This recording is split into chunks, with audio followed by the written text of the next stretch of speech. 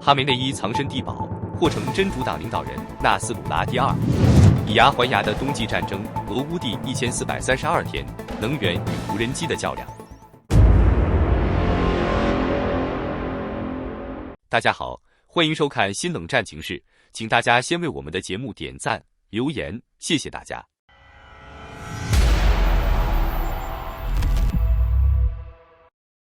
美国与伊朗之间的军事对峙再度升级，地区局势持续紧张，美伊冲突存在进一步升级的风险。目前，美国针对伊朗的相关军事部署已基本到位，亚伯拉罕·林肯号航空母舰已抵达印度洋。与此同时，在过去48小时内，至少有45架美军运输机陆续飞抵中东地区，显示美军正在快速增强当地军事存在。作为美国在中东的重要盟友，以色列已进入最高级别军事戒备状态，针对可能出现的局势升级做好防御准备，包括应对伊朗可能使用弹道导弹进行报复的情况。在多重军事与政治压力叠加之下，美伊之间的紧张关系持续升温，外界普遍认为双方已处于高度对峙状态，地区安全形势面临严峻考验。另据多方消息称，伊朗最高领袖哈梅内伊已加强安保措施，藏身地堡内避险。Nexstar 新闻在1月25日的报道中指出，最新卫星图像显示，在过去48小时内，至少有45架美国 C-17军用运输机飞往中东地区。这一动向被外界视为美军正在迅速向当地增派兵力的明确信号。此前，美军航母战斗群也已进入中东水域，在波斯湾附近活动，空中与海上部署同步推进。尽管白宫尚未就相关军事行动发布正式声明，但从当前的调兵方向和部署节奏来看，美国针对的主要目标显然指向伊朗，美伊之间长期存在的紧张对峙正在被进一步推高。一旦美伊之间爆发军事冲突，作为白宫在中东的核心盟友，以色列几乎不可能置身事外，双方很可能进入相互打击的状态，地区局势将迅速升级。对此，伊朗方面也做出强硬表态。伊朗外交部长阿拉格齐警告称，如果伊朗遭攻击，将毫不犹豫发动全面反击，并声称战争可能持续较长时间，且波及整个地区。不过，这类警告一直是伊朗的惯常表述，在当前局势下，对特朗普政府和以色列而言，显然难以形成实质性的威慑。由于担心成为美军打击目标，伊朗最高领袖哈梅内伊近期明显降低了公开露面频率，甚至取消了周末的宗教活动。按照伊朗反对派媒体的说法，为了规避潜在的空袭威胁，哈梅内伊已经转移至地下掩体中进行避险。与此同时，被外界视为其接班人的三儿子马苏德·哈梅内伊开始接管日常事务，充当最高领袖办公室与伊朗政府各部门之间的主要沟通渠道。外界之所以高度关注这一动向，是因为美国针对哈梅内伊本人的打击可能性并不低。与一些国家元首不同，哈梅内伊并非伊朗的国家元首，而是宗教最高领袖，其身份更接近真主党前领导人纳斯鲁拉·哈马斯领导层人物。这种身份定位使其在军事冲突中面临的风险评估与传统意义上的国家元首并不完全相同。如果美方实施斩首行动，以 B-2 轰炸机配合钻地毯的打击方式来看，伊朗现有的地下防护设施很难形成有效防御。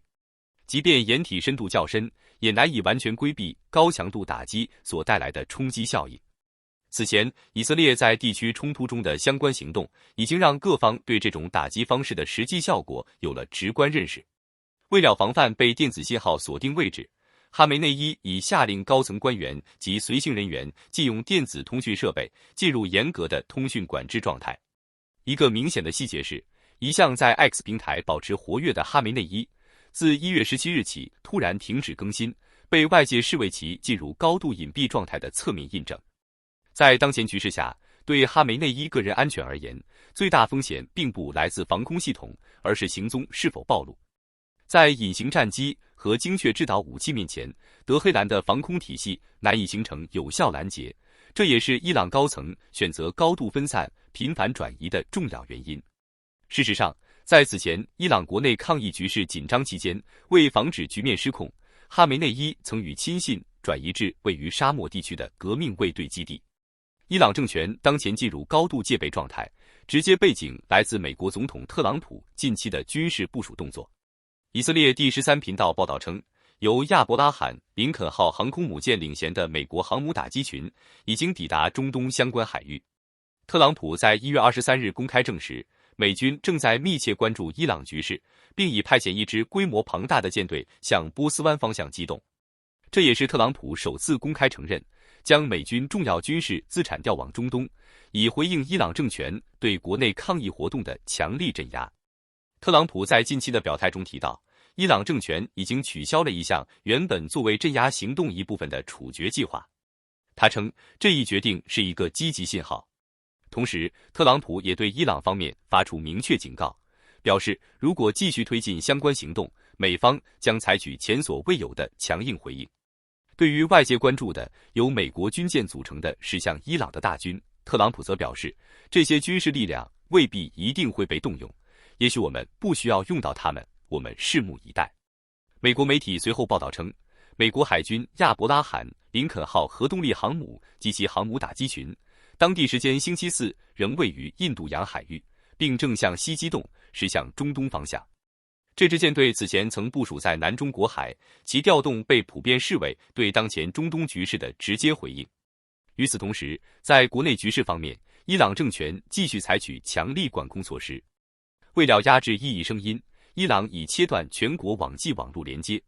总部位于伦敦的网际网络监测机构 NetBlocks 表示，截至星期五，全国性断网已经进入第3个星期。NetBlocks 在 X 平台发布的监测信息显示，随着越来越多伊朗民众通过 VPN 尝试突破封锁，部分即时通讯应用的可用性有所上升。但该机构同时指出，整体国际联网水平仍然非常低，这表明伊朗正在启用一种被称为加强版过滤网的网络管控模式。所谓过滤网是一种由政府主导的内容审查系统，用于封锁被当局认定为不可接受的网络内容。而在加强版过滤网状态下，伊朗不仅对网络连接实施更严格限制，还开始推行白名单制度，也就是只允许用户访问经官方批准的在线服务。伊朗国内这轮抗议活动最早可以追溯到12月28日，引发抗议的直接原因是民众对经济持续恶化的不满，而随着局势发展，抗议者的诉求也迅速升级，公开呼吁进行政权变革。美国方面以及多家人权组织估计，在镇压示威的过程中，伊朗安全部队采取了强硬手段，造成了大量人员伤亡，具体数字仍难以核实，但外界普遍认为情况相当严重。作为对伊朗镇压行动的另一项回应，美国财政部在星期五宣布，对伊朗政权所谓的影子舰队实施新一轮制裁。此次制裁对象包括9艘船只以及他们背后的船东或管理公司。美方指出，这些实体长期向海外市场运输伊朗石油和石油产品，涉资规模高达数亿美元。美国财政部长斯科特·贝森特在声明中表示，这轮制裁直指伊朗政权获取资金用于镇压本国民众的关键渠道。他强调，美方将继续追踪那些被转移到海外、试图规避监管的资金流向。伊朗对抗议活动的镇压行为也引起了联合国层面的关注。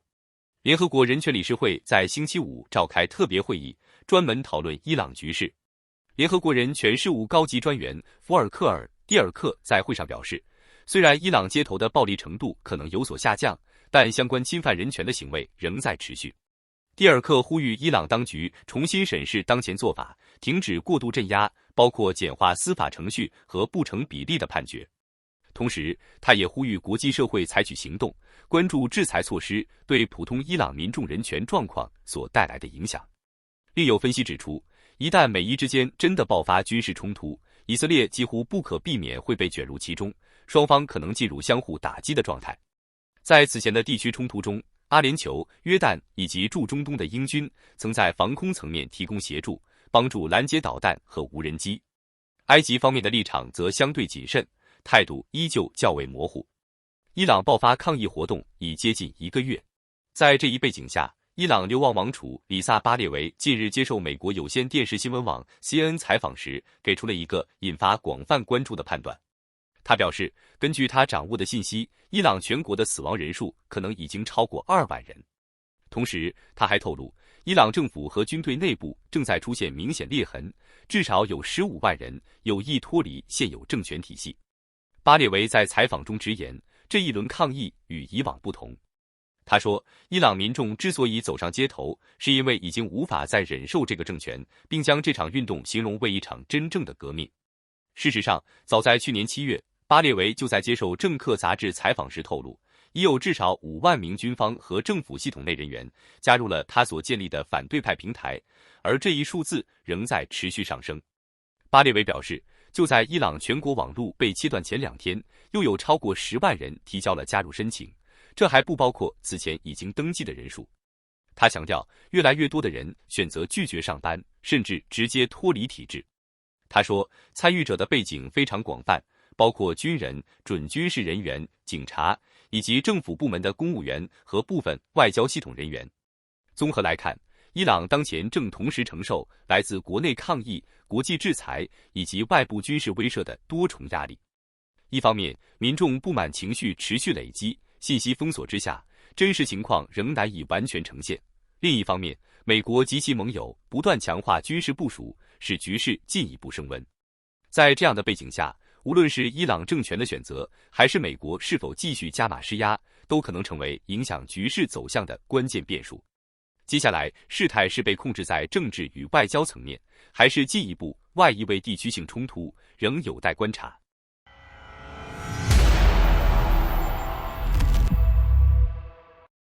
2026年1月25日，俄乌战争进入第1432天。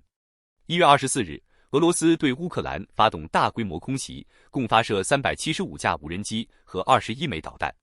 乌克兰防空系统持续高强度运转，成功击落357架无人机和15枚导弹，无人机拦截率达到 95.2%， 导弹拦截率 71.4%， 整体拦截率为 93.9%。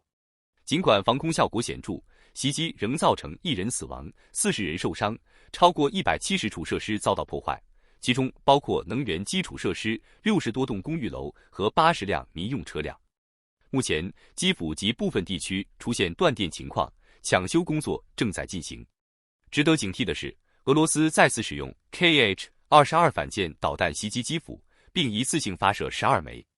这种并不适合对地精确打击的反舰导弹被大量使用，反而暴露出俄罗斯高精度导弹库存严重不足。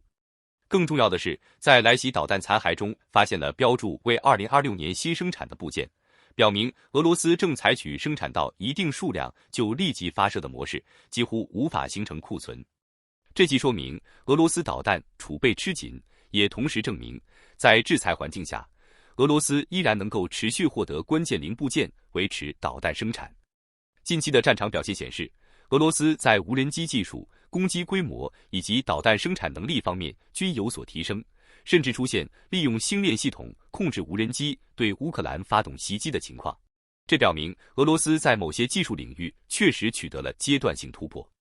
1月25日，俄罗斯再次向乌克兰发射102架无人机和2枚导弹，乌军击落其中87架，但仍有10个地点记录到撞击。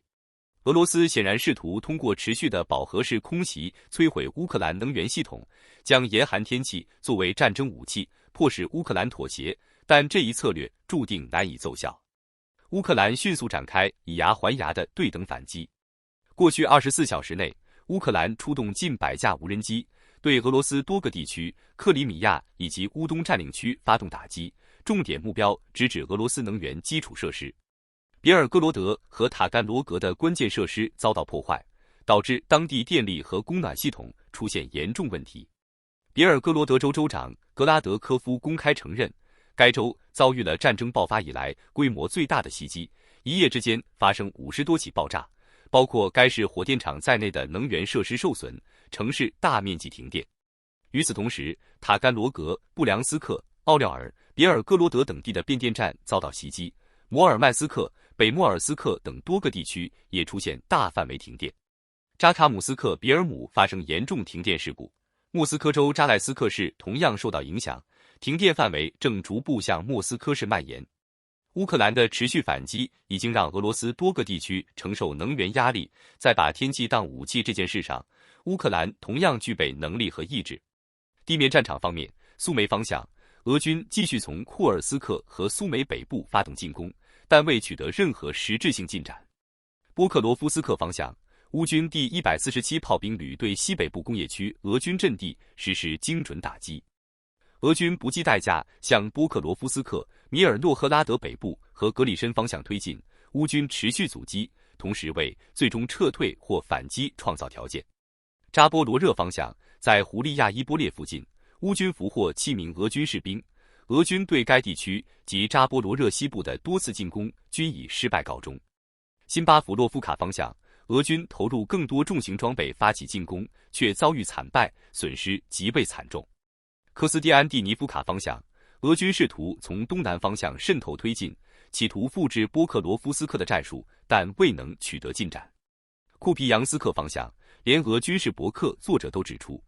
俄军指挥部宣称的进展与战场实际情况严重不符，部分俄军甚至被困在市区，持续进攻依旧无果。哈尔科夫、斯拉维扬斯克、博罗瓦、奥列克桑德里夫卡、赫尔松等多个方向，俄军继续攻击，但整体推进受阻。乌军第110旅成功击退俄军进攻，给对方造成重大损失。乌克兰空军还对俄军无人机操作员驻地实施空袭，效果显著。利曼方向昨日发生了一场值得关注的小规模战斗，3名乌军军官在狭小的地下室中与一支俄军小型突击队爆发近身肉搏战，最终击毙2名俄军并俘虏3人，乌军无一伤亡。这3人分别是乌军第63旅第3机械化营的营长、副参谋长和排长，呼号分别为16时15和奥列尔。讽刺的是，这几名被俘俄军随后还出现在俄罗斯电视节目中，其被俘经过被全国观众目睹。同一天，乌军第92旅在扎波罗热方向也俘获7名俄军士兵。越来越多乌军部队开始选择捕获渗透俄军，而不是单纯依赖无人机歼灭，这是一种积极变化。事实证明，缺乏步兵配合的无人机防御体系漏洞极大，而步兵与无人机的协同才是关键。从当前战斗力对比来看，1000名训练有素的乌军步兵足以击溃3000名俄军，而如今俄军整体训练水平明显下降，所谓精锐部队基本已被消耗殆尽。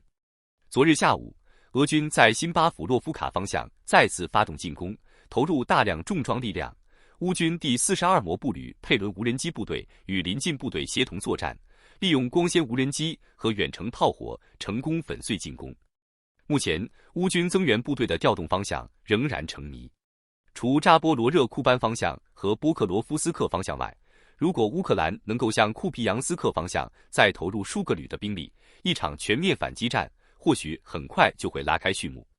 好的，感谢您一口气看到最后了，这是对我们最大的鼓励和支持。要看最全面、最及时准确的战场热点报道更新，就请每日锁定新冷战情势。如果您喜欢我们的节目，也请您点赞、留言、订阅，把视频分享出去，让更多的人看到这个节目。